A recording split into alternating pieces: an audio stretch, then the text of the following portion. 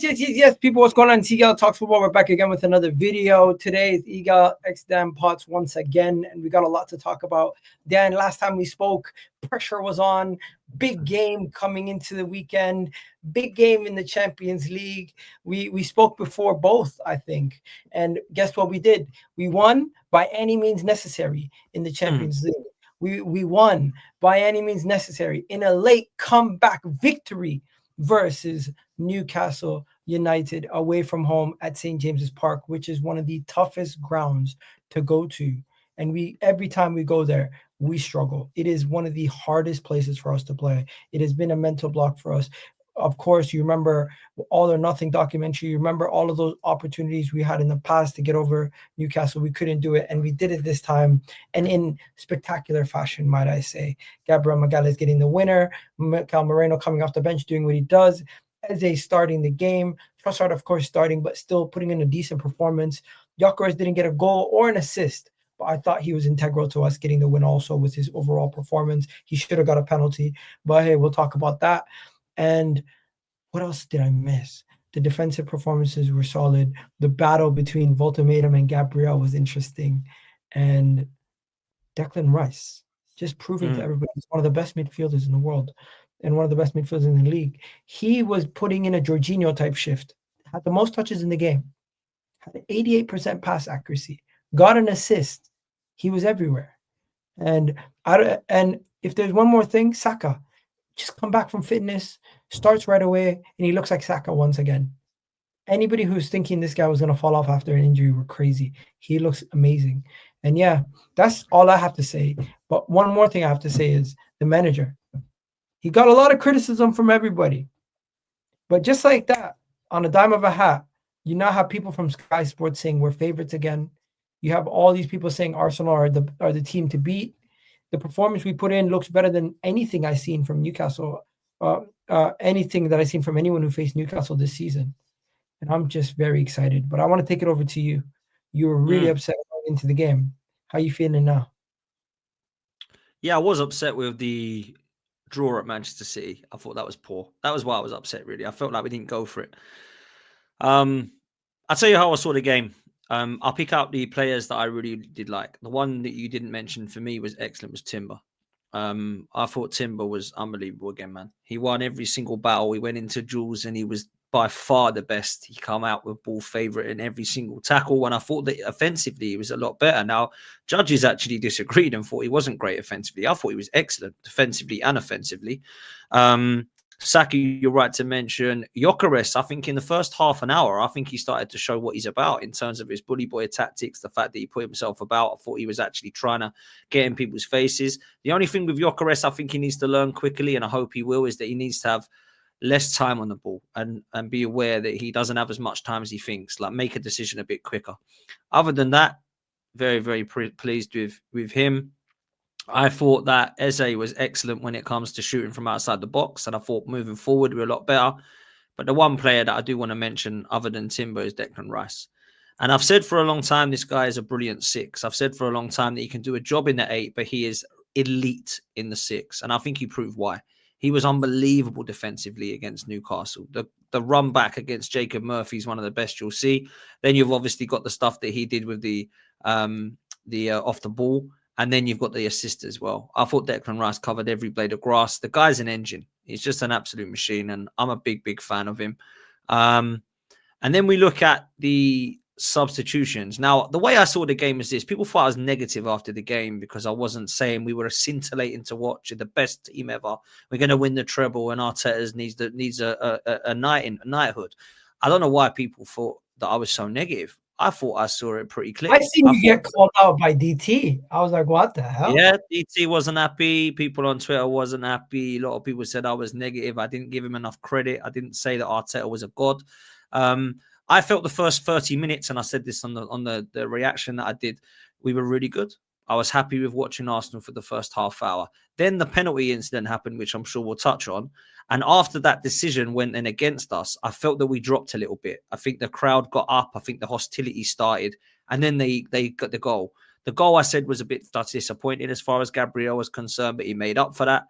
But actually, throughout the kind of 75 minutes, I thought it was a bit more of a game of chess, really. I felt we were a little bit more possession-based, a little bit more sideways and backwards. I don't think we were peppering the goal like I saw in the first half hour. And I started to think, don't make this get lackluster.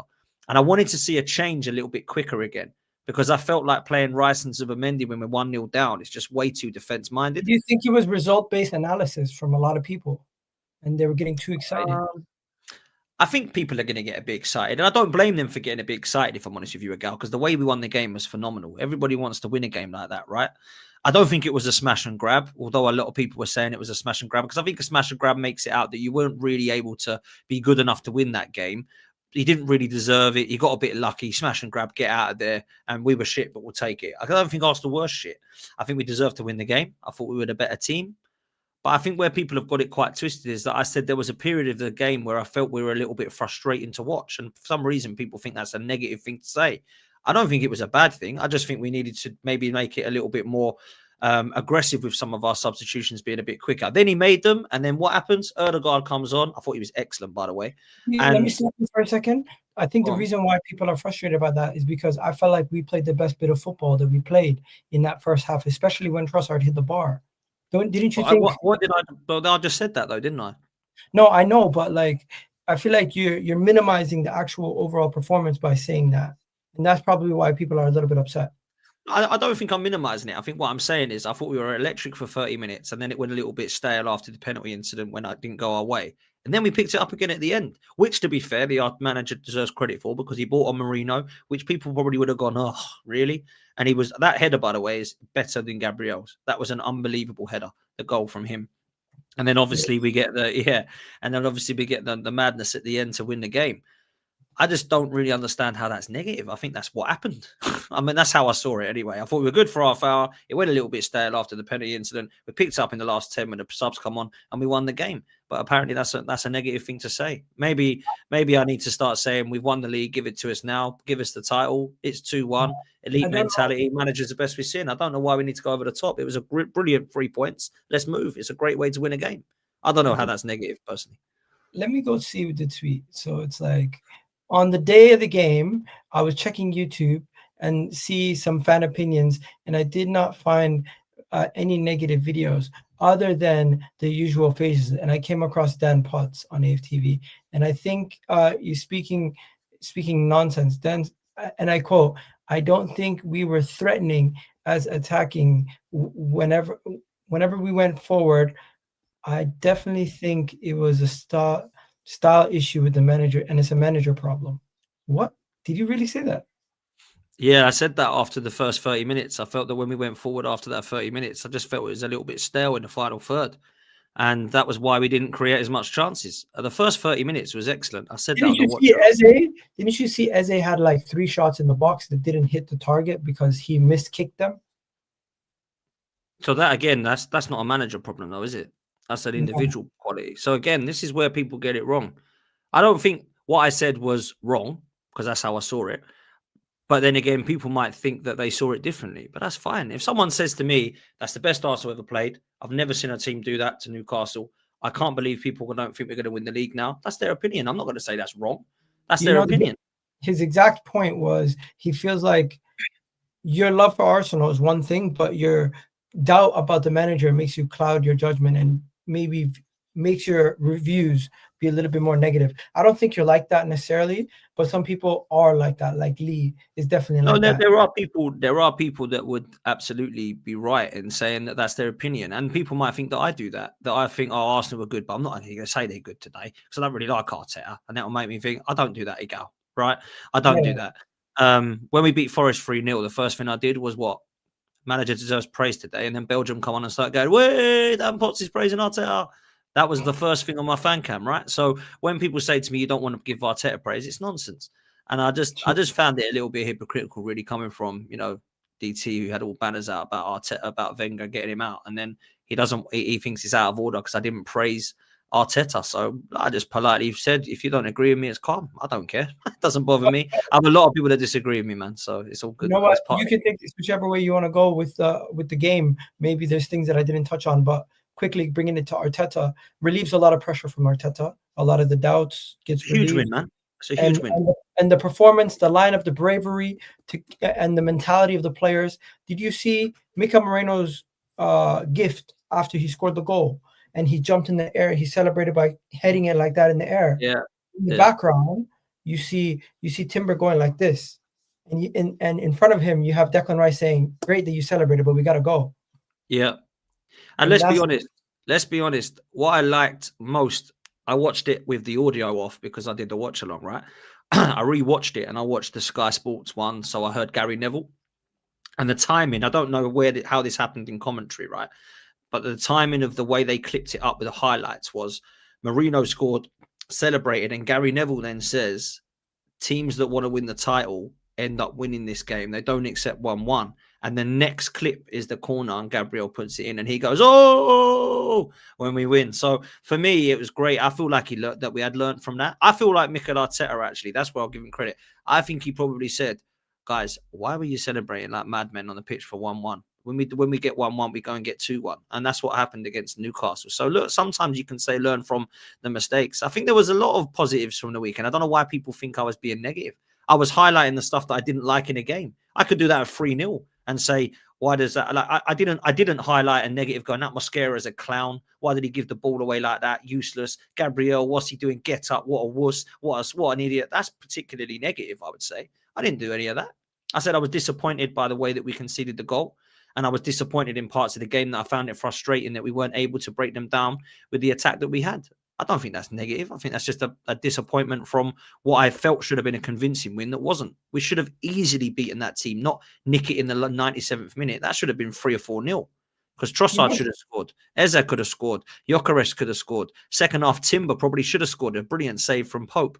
In the end, Pope's the reason we won the game, people forget, because he kicked it out straight to us for us to then win a corner and win the game. He should have just kept onto the ball and then it's a 1-1.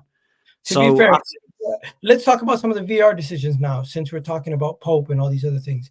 Was it a penalty? Yes.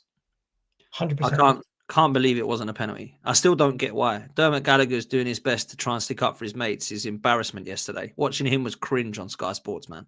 And big up to what's his name? Jay Bothroyd, because he just schooled him, man. Absolutely schooled him. And this is the difference, right, Egal, between someone who's played the game and someone who's refereeing the game. One of them has no idea what they're talking about, and it's the referee. Apparently, did you hear the audio, damning audio? They were trying to, Jared Gillett was basically being coerced into changing his decision. Exactly that. So this is something I said on my fan cam, which funny enough wasn't clipped up because maybe it's a bit too positive and they don't like to make me look positive. They like to make me look negative.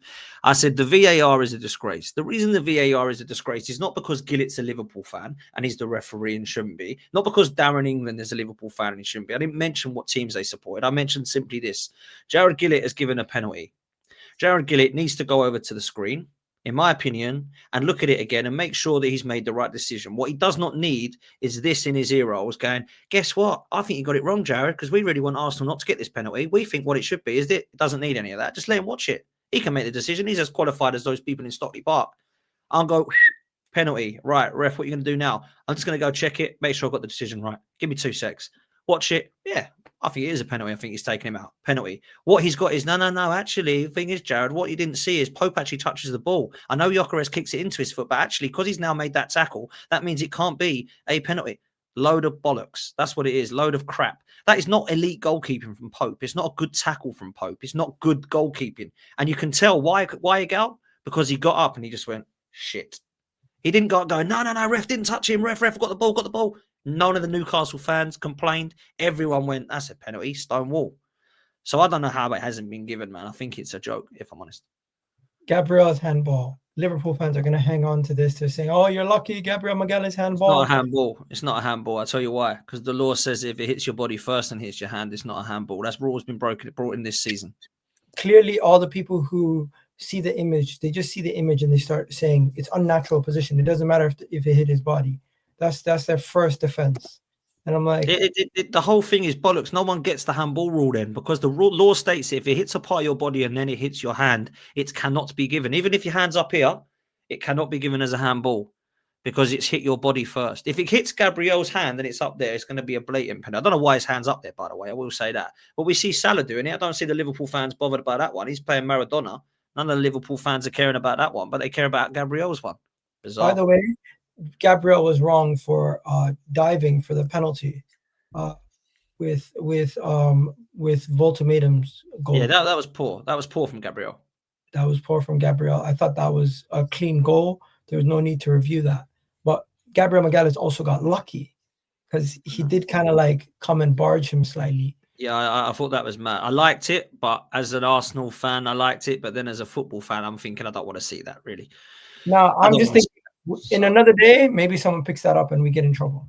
Yeah, I'm surprised that he's quite lucky, really, actually. I'd say that one was probably, that of all of them, that was the luckiest one. I don't know why the penalty went to VAR. It definitely wasn't a handball by the law. It definitely wasn't a foul on Voltemeda. And I think Gabriel's lucky for reacting mid-game. That's how I'd sum it up. I'm surprised you know how to say his name. I was going to call him Volkswagen. But yeah, enough about that. Is there even a point of mentioning the Bruno G handball? Like, I don't think that's handball. I don't think it is. I don't think anyone noticed that during the game. Nah, I don't think anyone noticed it, and I think his hands, like, I don't think his hand goes out. I think it just stays near him. So I don't think that's the handball.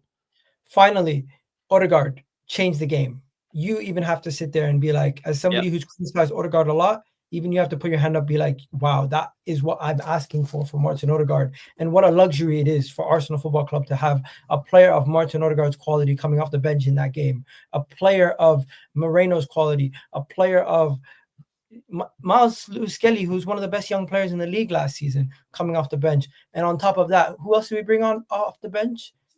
Moreno and Martinelli. Yeah. We didn't even have Havertz. We didn't have Jesus. Bro, the way people looked at our bench yesterday or the other day and said to themselves, these guys have it all they need. They have everything. Bro, I will be real with you. Odegaard and me have a weird relationship because when we signed him, you know, I was like, he's all right. And everyone was telling me he's elite level wonder kid. And I'm thinking, I haven't really seen that yet in Arsenal shirt, but I'm willing to give it time. Then when we were linked with James Maddison, I was actually happy with that because of the output that he was delivering. His injuries have since then caused problems and he was never really going to make it, to be honest. He's always bloody injured. However, when he is fit, I think he's a good player. I looked at him against Odegaard and I thought, I'm so glad we got Odegaard and not Maddison because Odegaard is looking unreal. The delivery, the technique, the weight of pass, the goals, fair play. I wanted him, right? Then we got the season that we had where he was pretty poor. He got injured. He ain't been able to get into the game. And this season, I've not really seen that either. When he came on against Newcastle, if he can start, I think Jamie Carragher did this last night, if he can start getting the form back, like performances like that, we're going to be in a good place. Because that pass that he put through to Lewis-Skelly is elite level, bruv. That is the best pass we've seen from anyone this season. And we haven't seen that enough. Yeah, even from Eze, from Rice, whatever it be, Odegaard has not been able to be putting passes like that for some time. I hope we start to see that more because I thought he was really good when he come on, bro. Really good. Obviously got an assist as well for the goal for Gabriel. Brilliant corner, great header from Gabriel. But Odegaard just changed the game in terms of the balance of what we needed. I felt that we took that to the next level and I thought that he was an excellent addition. Very, very impressed. And I think he'll start. And I think your question in the title is something I want to touch on as well. Maybe we can start both of them, but we're going to talk about that. Yeah, I think that was a really good performance from Odegaard. Hussam had the audacity to say earlier in the show there was no tackle on Gyökeres. What does he mean by that? What the penalty? He said there's no contact. Well, he needs to go to a spec savers then. Whatever come on, man. Like this. What's he talking about? I mean, he goes down easily. Don't get me wrong. He's a striker, but he gets taken out. It was literally knee to hamstring or something. Knee to what do you call it? Thigh. I don't know how people can't say that in a penalty. I found it bizarre, but there we go. Everyone's calling for a penalty. If that's Isak or Ekatike, he's crying for a penalty. Surely Hussam is. I love Hussam, he's my guy, but come on, man, that's mad. All right, let's do this now. This is what we do every time we're on the show, Dan. We're always playing the lineup. Yeah, I love this. Go on. This was the lineup that we played. And by the way, Eze actually played in the 10. I like that. He changed it up. He changed the formation. He had Declan Rice deeper. He had Trossard dropping deep also. And yet Eze doing his thing. Eze basically had the freedom to go anywhere he wanted here, plus here. He basically said, Saka, you operate this area. Timber, you come and operate wherever you want. Zubimendi was basically in this area, and Sam's in the chat. fair play to Mascara, but let's be honest, he's not William Saliba. As much as people wanted to get excited, he's not William Saliba, but shame on Lee Gunnar trying to use that as a victory lap to bring down the kid for making. No, he didn't. What did he say? He's like, he was trying to use that at one moment as a victory lap to tell people, I told you this guy was rash. I'm like, he misplaced one pass. Yeah, I'm not getting on his back yet, man. I thought that was harsh. Like Vasquera, I thought it was weird to take him off, actually. Whether it was to give Saliba minutes or not, I don't think it was great, to be honest. Hassam says he heard what I said. Savers are doing 2 for 1, Hassam, at the moment, just to let you know, bruv. Mr. Butter is saying, Egal insulted Slut for being bald. What? I'm like, did you? All I said was hold that L, and I was singing Eddie Nketiah scored, and then hold that L, and then I said you egghead. Now is that an insult? You egghead, yeah, it's not a great thing to say, mind you, but still, at the end of the day, I can understand why you would banter them for losing. Big up to Assam, by the way, in the chat. It's all love, you know that. He's annoyed because I told him he needed to go to Specsavers. I'm not insulting him. I'm making a joke. Like, you're basically calling him bald, though, aren't you? Yeah. So what? It's not like I'm shaming him. I'm literally making a joke. It's banter. Do you think they're in trouble? You think they're in trouble, I guess, now, Liverpool? We're gonna talk about them. No, don't jump ahead. Don't jump ahead. You're getting too excited. Okay. Let's get back to this lineup. It's me telling you you're getting excited. It's mad. but let's finish this off. So are we gonna go Zubimendi out and Odegaard in? Because I think Odegaard can play that deep, as we've said, and it can be a situation where it's either like this. I'd play 2-8s. Yeah, I'd do that. You can do that. And it's crazy how Trossard has just all of a sudden become a very important player.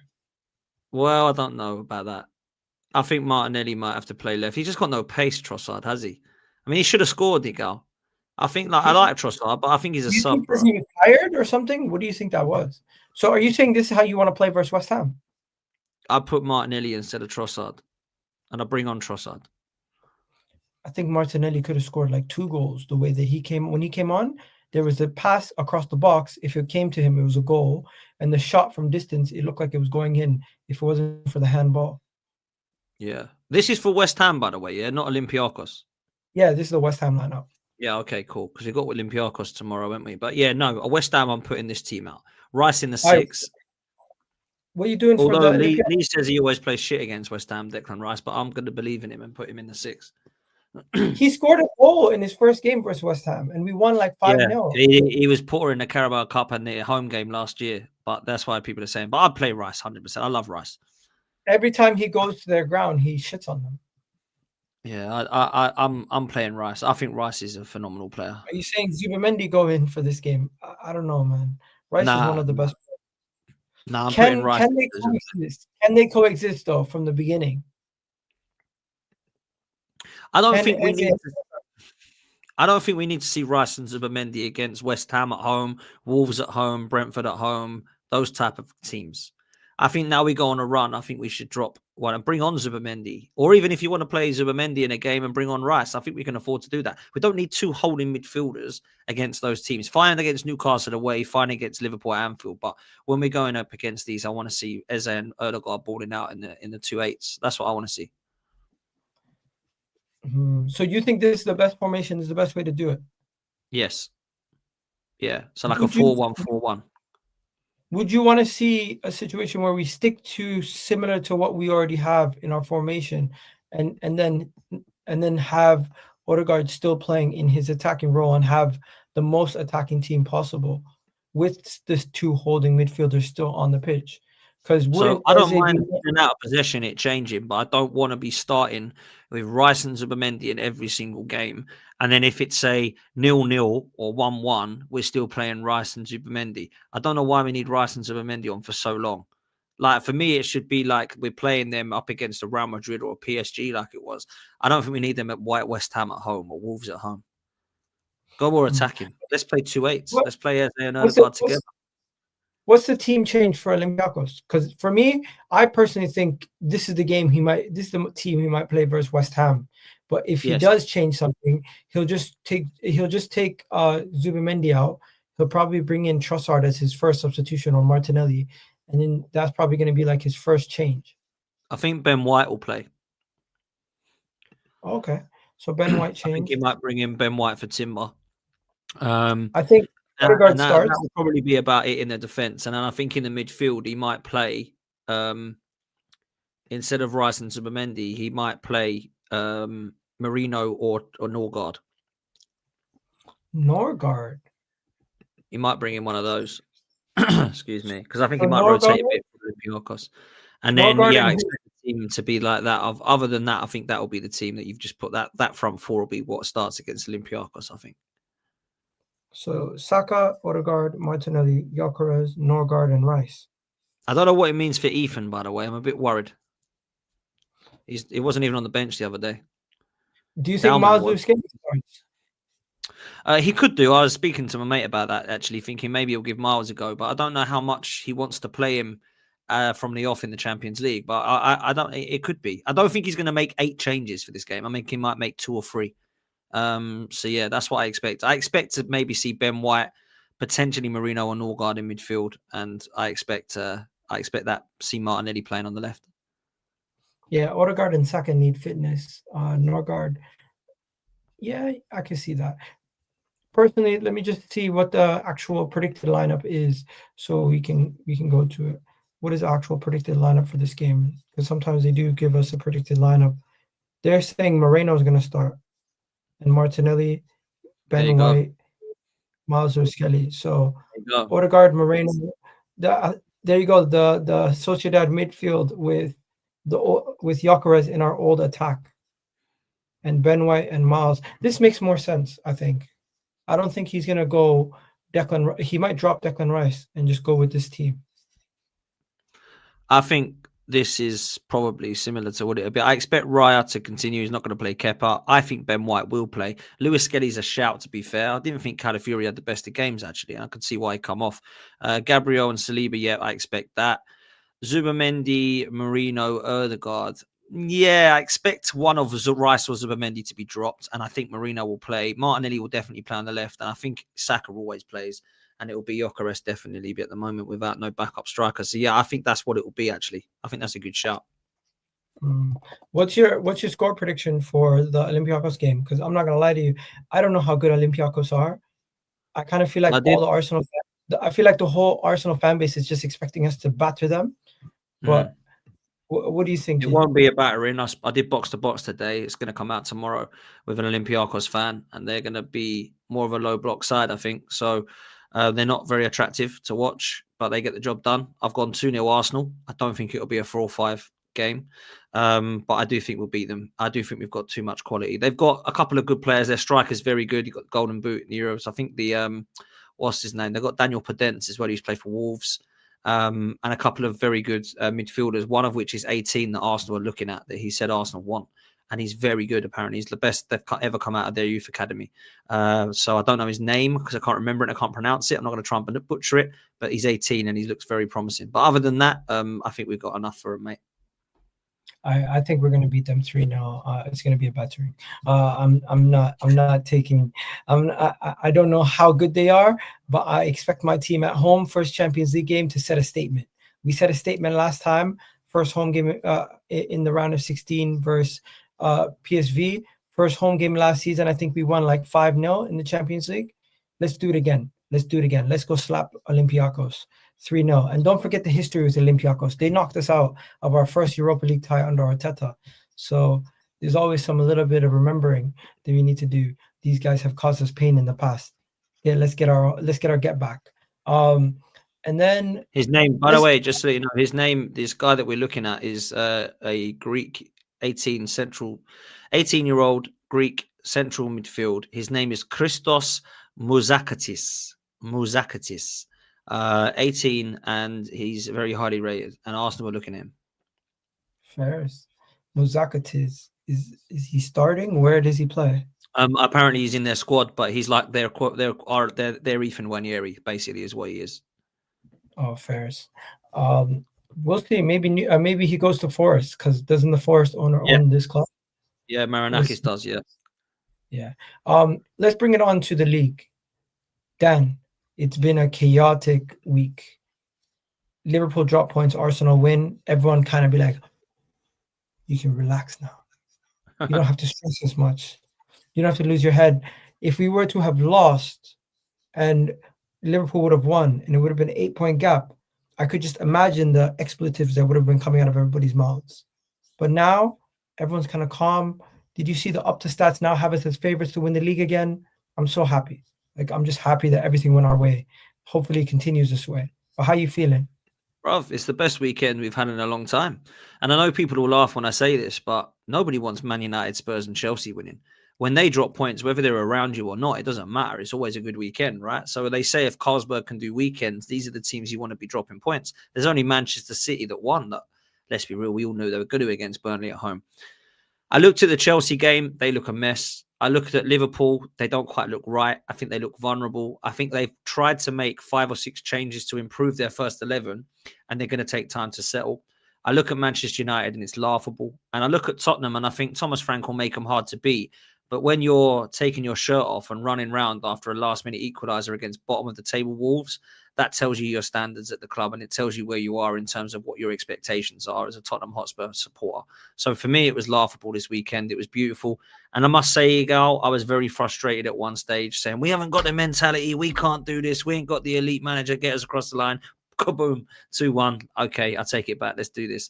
So for me, that was a brilliant weekend, man. It was a great weekend, one that we can be happy about. And yeah, 2 points behind Liverpool. And I said this to judges yesterday.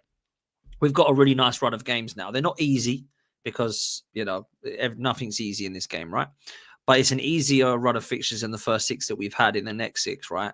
And if we can stay within 2 points of Liverpool or get ahead of them by the time we play them on the 7th of January, which is a midweek game at the Emirates, which is bizarre, by the way. But we've got them in a midweek game, Liverpool, at the Emirates in an evening game. If we can be within 2 points behind or in front of them and we beat them at the Emirates, we should win the league. That's what I'll say. You know something? If Liverpool and Arsenal are in a title race, I expect us to win. If Liverpool and Man City in a title race, it might be a little bit more difficult because Man City's attack is ridiculous. Liverpool's attack is ridiculous. But right now, I don't trust either of their squads. I feel like we're superior to both. Am I crazy? You're not crazy. We've got the best squad in the league. Everybody said we've got the best squad in the league. I don't think that we have got the best 11. So I think there might be 3 or 4 players that would get into our 11 from Liverpool, City, etc. The spine of Manchester City worries me because they've got Donnarumma, Vardy, Diaz. They've got Reinders, Rodri and Foden and Haaland. That's a very, very good spine. But the outsides of their side, as LB was saying on my channel last night, he's not very confident with. They haven't really got any fullbacks that they think are top quality. They haven't really got any wingers, although Doku's been doing a bit better lately. Liverpool, on the other hand, they've got a quality 11. But it all needs to click into gear, and it hasn't yet. They have no fullbacks either. Kirk has been terrible. Bradley was shit against Palace. And I'm not going to lie to you, Arne Slot, he has his own questions. I think Liverpool, they have a gelling issue right now. They've never looked as good as we did versus Palace or Nottingham Forest this season. No, I think Liverpool are going to gel, but it's going to take some time. I mean, Wirtz, I'll say this actually about Wirtz very quickly. Why is Gyökeres getting more hate than Wirtz? That's one serious question. And the other thing I've got is when Declan Rice was bought for £100 million, we were told you better make this work straight away. But when it's Wirtz, who's cost more than Declan Rice, you've got to give him time. Why have you got to give him time? Declan Rice didn't get any time. He was told you've got to go in straight away. And this is why I will say, as much as I school my fan base sometimes, as much as I come from them with their delusion, and you're one of them sometimes, Egal, when I think you've said something crazy, I'll say it. But I'll also say that about Liverpool fans who are sitting there saying Declan Rice. I mean, Errol, I love Errol on my channel. He said last night that Declan Rice is going to turn into a poor man's Jordan Henderson, right?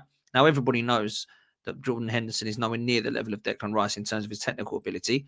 And Jordan Henderson has won more in the game, and that's what he was talking about. But actually, it took Jordan Henderson 8, 9, 10 years to win a trophy at Liverpool. So why has Declan Rice got to do it this year? He's only just got to Arsenal. Like, give him some time as well to win a league. You know what I'm saying? They're so hypocritical about it all, man. It's like Declan Rice better win, otherwise he's Jordan Henderson. Well, it took Jordan Henderson 8 or 9 years to win a league at Liverpool. So I don't know. I find it very hypocritical with some of the fans, rival fans. Liverpool are a fan base that can protect their players from the scrutiny and criticism better than any other club. So fair play to the fans. They do well to protect their players. They protect Havertz the way we protected Havertz to start this season when he first signed, I would say. Yeah, they're now doing that to Wirtz. Yeah, that's what they're doing. So, but he costs twice as much. Yeah, so we'll have to wait and see what happens, how he ends up. And he will come good, by the way, because he's a quality footballer. So will Isak, but it's just going to take a few weeks. But will he ever be worth the money? I don't know. You have to ask me that at the end of his career. Same with Rice. And finally, William Saliba's statement. Did you hear it? I didn't know. Go on. Tell me what you said. Go on. Let me show you. Because I'm buzzing about this news, by the way. This is superb news for him. Let me show you this statement. This is it right here. The boss is one of the best coach in the world. He helped me a lot, him and his staff. Mikel Arteta is one of the best coaches in the world. What did he say? What? Say that again. I couldn't understand the accent. I'm not going to be rude. Go on, play that again. He's one of the best coach in the world. He helped me a lot, him and his staff. So yeah, I'm so happy to have them as a coach and coaching staff. So Mikel, there you go. You're going to love him. You're going to love him even more now because he thinks Arteta is the best in the world. Look, he's going to say that. He loves working with him. As much as people want to get at Arteta, he's been able to keep all these players on side. And you got to give him look, okay, let me make this very, very clear. Do I think that Mikel Arteta is doing his best? Yes. Do I think the players think he's great? Yes. Do I think that he believes that he can take Arsenal to the next level? Yes. My big question mark is, do I think he can? That's all I can comment on, Egal. I've never once said Mikel Arteta is a disgrace because he hates Arsenal. I've never once said he's not giving his all. I've never once said that he doesn't want to win at this club. And I've never once said that he is, providing a lot of toxicity at the club, which I don't like. I've never said any of those things. All I've said is like this, like this, like this, like this, love this, love this, love this, love this. However, I don't think, as much as it's great, that he can get us across the line. And I've been trying for 6 years for him to prove me wrong. I've been trying. But guess what? And I hope, now that we have one of the best squads in the league, what is your ambition for next season, Saliba? That's what he's asked. And listen to his answer. Pen to paper. What are your ambitions for the next few years? I win everything. Premier League, Champions League, Carabao Cup, FA Cup, everything. Love that. That's what I want to hear. And that's what I want to hear from every player. I want everything. People keep asking me, what would you prefer, the Premier League or the Champions League? Both. No, you can't have both. Why? I want both. If I could pick one, I'd pick the Champions League because we ain't won it before. But I want both. And he wants all four. I love that. That answers what I want to hear, man. I love Saliba. I love him. This is great news, man. And I'm hearing today that Saka's soon as well. Yeah, I heard that too. And you know what? It seems like my sources are reliable now after all the stuff and heat that I've been getting lately. There's three more things that I need to speak about, and we're going to try to touch on it quickly. Yeah, Gabriel and Saliba's partnership. If we win a league or two, do they go up there right away as one of the best of all time in Arsenal's history books? As a partnership, they do. Definitely. Not as individual, as a partnership.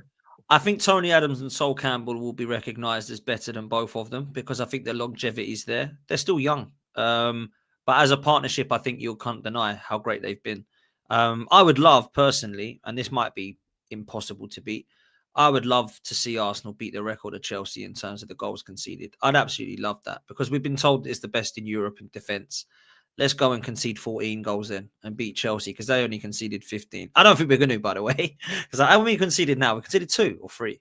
3. So we conceded 3 already in 6 games. If that continues, it won't happen. But I would absolutely love to see Arsenal get close to that because defensively, if we're that good, we should be looking towards that as a target. I said that last year and I got cooked for it, right? Because people said, oh, you said, well, we're going to... No, I didn't. I said that should be the target of every team. It should be 15s to beat. Let's try and concede no more than 14 then. So that's where I'm at. Let's try to concede 13 because that's what we're on pace for if we concede one third of the games because we're going to keep clean sheets. we're gonna keep clean sheets. If you can keep clean sheets for half the games, it's possible. But I don't want to jump ahead of myself. No, I want to win the league. I don't care how many goals we Yeah, I concede. don't care. It was I don't my care. point in terms of target as a department, but yeah. Next thing, Dan, there's incentive for a lot of these teams to play hard against Liverpool now because there's a lot of former Arsenal players across the league. Did you realize this? I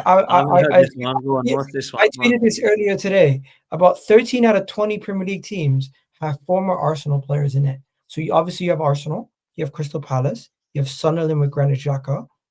If I'm not mistaken, then you exclude Liverpool, you exclude Tottenham, you exclude Bournemouth, Man City, Chelsea. Everton have Arsenal players, if I'm not mistaken. No, Everton. Brighton have Danny Welbeck. Fulham have Smith Rowe and Iwobi. Leeds have Greenwood, De Silva. Man United have Heaven. Newcastle have Ramsdale. Aston Villa have Martinez. Nottingham Forest have Omari Hutchinson. West Ham have Zinchenko. I don't know who Burnley have. West Ham have Fabianski, and then Wolves and Mavropanos. And then Wolves, I don't know who Wolves have. So that's 1, 2, 3, 4, 5, 6, 7, 8 teams. So 12 teams, not 13. My apologies. 12 teams out of the 20 teams in the league have former Arsenal players. Do you think that matters? Do you think they'll be like, we've got to beat Liverpool in this title race? Do you think they'll be more up for it? I don't know. Maybe they will. I think less teams were up for it against Man City when we played them. We visibly seen the teams they didn't give a shit. I think having more of these guys who might care a little bit more of the game outside of just their own professionalism means something to me. Call me crazy. I think it is a crazy stat, but that's why we love you, Egal. And you found this, which I never would have looked at in my life.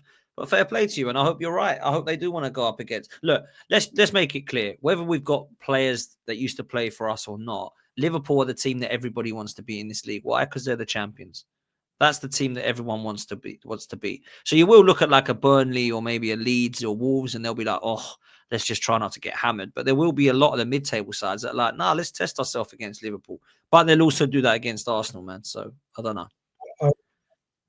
All right. So this is a true story from Wayne Rooney. He said that he used to play video games with his teammates to build communication skills. This Man United, I really believe that a big part of our success was playing the PSP. Really? Why? Not honestly, because it got us communicating more. We used to play the PSP. We used to play it on the plane, on the team bus.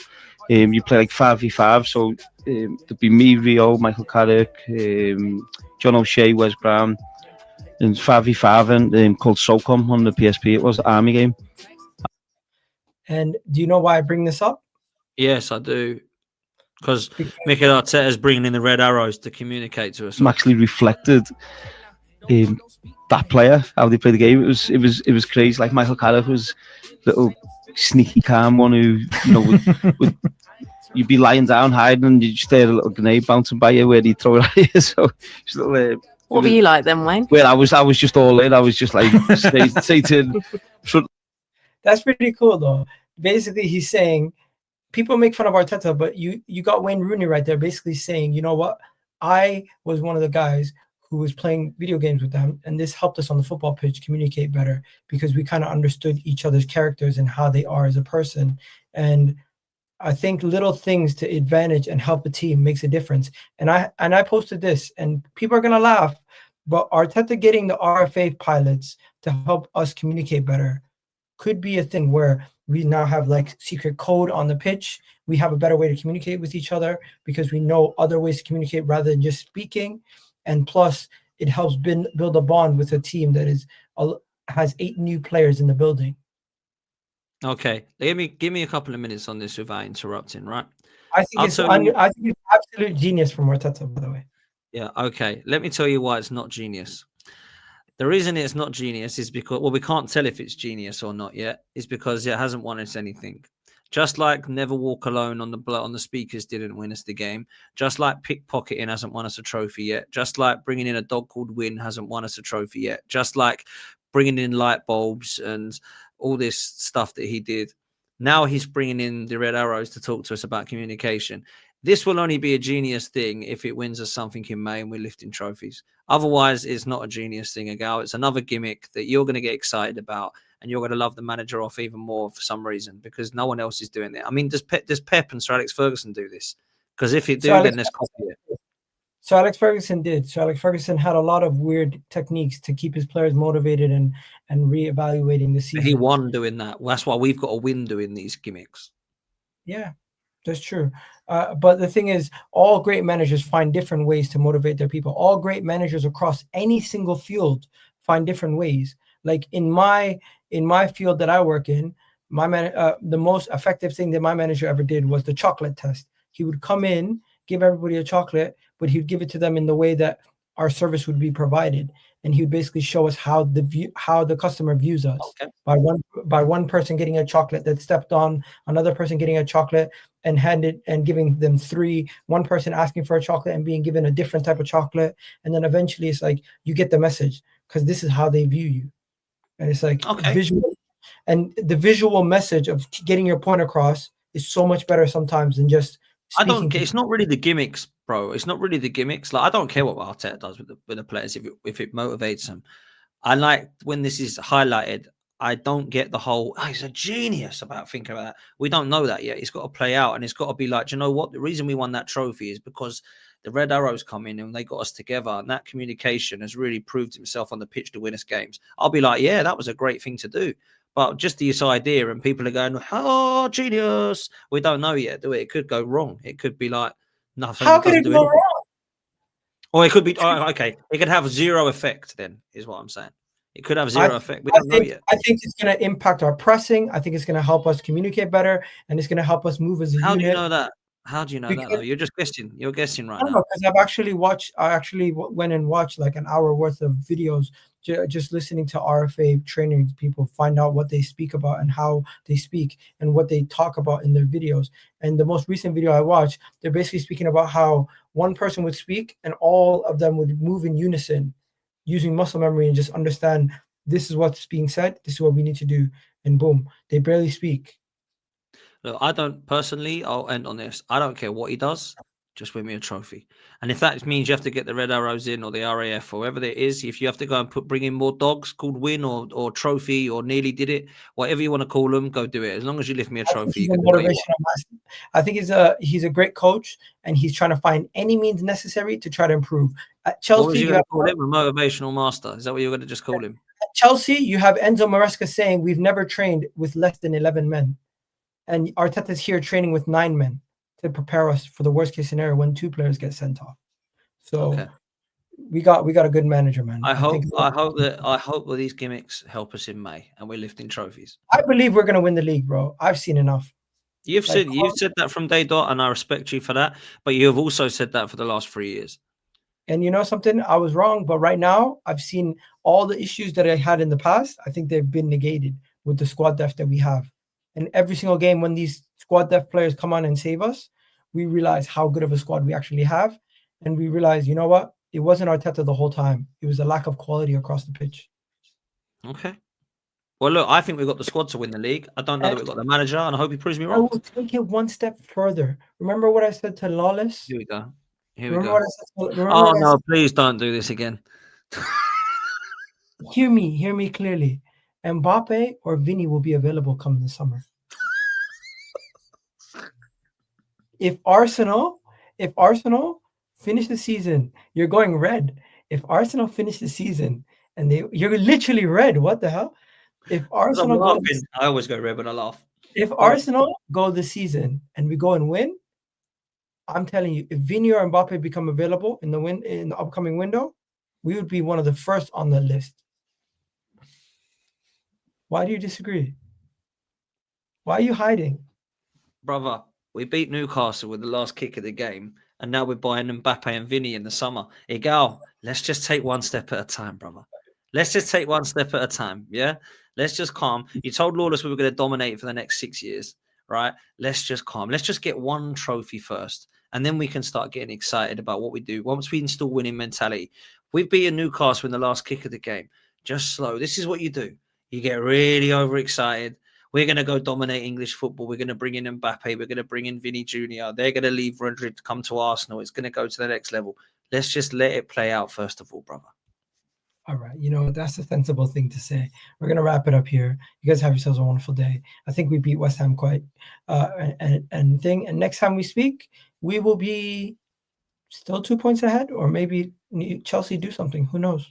We'll catch you then. Dan, I'll be on the channel tonight. Who's going to be there? It's going to be me, you, Kenny, DJ, D, and Matty. So that'll be a good one tonight. 10 o'clock on after Champions League. So yeah, we'll be there. There you go. There you go. And guys, don't forget to check out OK Jersey, today's channel sponsor. You guys can get jerseys for quite cheap. Dan, I appreciate you, man. I'll let you go as I do that. And just want to let everybody know, OK Jerseys, you guys can go check it out. You can get discounts on all these jerseys. If you want 20-pound jerseys, there you go. Every replicas of the real thing. And also, you can get a discount of 8% using the code Egal. So just check it out. Whatever kit you want, be it an Arsenal kit, be it a Real Madrid kit, be it Leeds kit, whatever, they have it. Check out OK Jersey, the channel sponsor for this month. We really do appreciate it. And big up to Dan Potts for staying here too. Have a good one, guys. We're out of here. Peace. Love for the love.